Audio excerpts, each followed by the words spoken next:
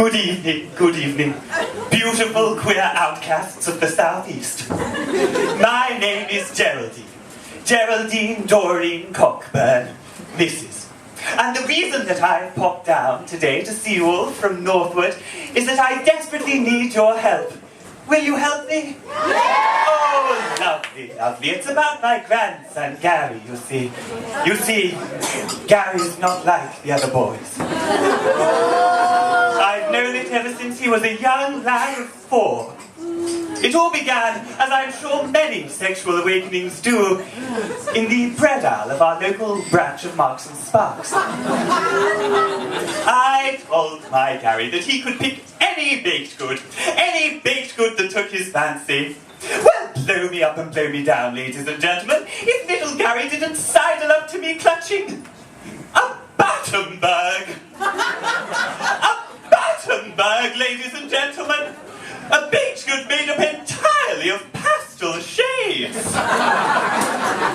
Well, a grandmother knows, my dears. As far as I was concerned, young Gary might as well have draped himself in a rainbow tablecloth and skipped down the supermarket aisle singing Gloria Gaynor's I Will Survive, pausing only to lick the front cover of a nearby copy of Men's Health magazine. I knew then and there that my Gary was going to grow up to become a flit, a fairy, a flower, a backgammon player, a crafty butcher, a cockpipe cosmonaut. But, my dears, I am a progressive, and so I bided my time until my Gary was all grown up, had left home, and had gone to university. And now, because I want him to feel that he is loved and accepted, I miss no opportunity to tell him, Gary, it's okay to munch cock. The funny thing is, though, ladies and gentlemen, whenever I stage such an intervention, my Gary gets a startled look in his eyes, and he mutters something about the fact that actually he rather likes rugby and has a girlfriend. Don't worry, though, don't worry. It's all right. I'm a woman of the world. I've read about this. My Gary is suffering from an acute case of repression, denial, and internalized shame. All the best gays have it, you know. Yes, on the outside, he is desperate to present to the world as a dull as dishwater, common or garden heterosexual. But I know that really, on the inside, he's actually an almost offensively flamboyant, extravagantly effeminate gay man. Not unlike yourself, sir. We can all see that shame is a foreign concept to you. Bravo. The last time that my Gary was down from university, I thought I might help him to see the light by leaving a few hints lying around. You know, just tiny things like a copy of the Gay Times, an Elton John LP, a cock ring. But it didn't seem to work.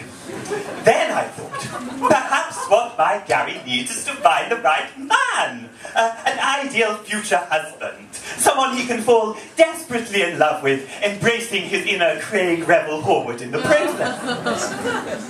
And that's when I discovered the Grinder. Have you heard of the Grinder? Oh, it's lovely, isn't it? How to describe the Grinder for the ladies in the room? I suppose it's a sort of digital debutante's ball, isn't it? Full of charming, eligible bachelors. Well, I thought, if my Gary isn't going to make himself a profile on the Grinder and meet an ideal man, perhaps I should make a profile for him. And I had such a handsome photo of him, ladies and gentlemen, in his university hockey uniform. It was so handsome. And it was the work of barely minutes to upload it onto the Grinder. And within a jiffy, a mere jiffy, I was talking to a lovely, mature gentleman by the name of Mr. Twigfucker 54. Well, ladies and gentlemen, this was research gold. His profile said, ask me anything. Well, I said, what's your favourite colour? Sucking your dick, he replied. Well, I said, what's your favourite piece of music? sucking your dick, he replied. He was a man of few words. But consistent. Come now, my dear, I said, please, let's be serious. Tell me, where do you lovely homosexuals like to spend your time? Well, it's funny you should ask, he said. A lot of us like to meet up in the gentleman's public lavatory in the local park. Would you like to join us? Well, my dears, how could I resist? I arrived in good time for our rendezvous. Now, I must say that the obscene graffiti and dank smell of stale urine didn't strike me as perhaps quite the ideal mise-en-scène for a blossoming romance. But each to their own. I brought myself a little thermos and a packed lunch, so I set myself up quite happily, thank you very much, in a cubicle. And I waited for my future son-in-law to make his appearance. By and by, along comes my dear Mr. Twinkfucker. And blow me down if he didn't have another gentleman with him. Now, my dears, I believe these two chaps must both have had very shy platters, because they headed straight for the urinals. And they were stood there for a good 20 minutes. They even resorted to trying to coax each other into passing water through a series of elaborate stroking exercises. It was quite a sight, I assure you. In fact, I began to feel a little awkward witnessing their distress, so I gave a slight cough, and they both spun around as if a shotgun had gone off, and they were out the door in a jiffy, barely managing to tuck away their little love lollipops in the process. I returned home, and I thought perhaps I would turn to the internet for a little research. Having disabled the safe search setting... Oh, madam, I fear you know what I mean. You strike me as someone who often has cause to disable the safe search setting. It's a dangerous game, isn't it? You search for something innocuous like the rest people call Hollywood's giant garlic cream baguette. And you're met with all manner of imagery, Anyway, having turned off the safe search function, I googled gay hotspots London. Blow me up and blow me down, but what should appear on screen but this very locale? Which shocked me, ladies and gentlemen, because I knew Nando's was spicy. But I wasn't aware that it was a sex den. But then I fiddled with the mouse a bit, and I could see it. The Royal Vauxhall Tavern. A gay sanctuary. I knew that if anywhere would be able to help my Gary, it would be here. Oh, but, ladies and gentlemen, and now that I'm here, I'm starting to wonder. Perhaps this isn't my Gary's home. Perhaps you aren't his people. Oh, ladies and gentlemen, truth be told, it's many years since he last asked me for a slice of Battenberg. Perhaps if I'm truly honest with myself, I just don't see him as much as I would like.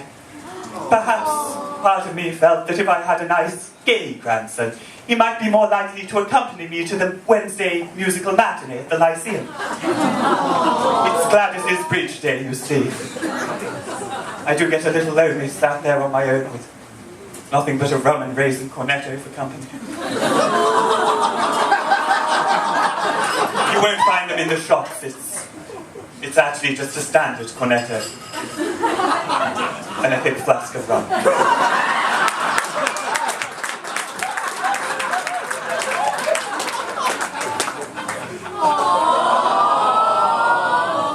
Oh dear, I seem to have spoiled the mood. Perhaps a little song would cheer us up. Hello there, hello. Oh, tell me, do you know any show tunes? No. Oh, well, what are the hip young anal assassins listening to these days? Oh, I think the lovely Alfie Bowe did a version of this one. Hit it. Oh, Gary, how was I supposed to know that you weren't even homo? Oh, Gary, I guess I should let it go. Delete the Grindr from my phone, oh, I just wanted you to be happy with your ideal man in a public lavatory. But if you're straight, I guess you'll do. It's not who you love that makes you you. I'm just so sorry I ever thought you were a cockpit cosmonaut. I called your girlfriend a beard. Said playing football was weird. And tried to make you like steps. I fed you birds and bugs for years. But now I'm sorry, my dear, 'cause I ever thought you were a cockpipe cosmonaut.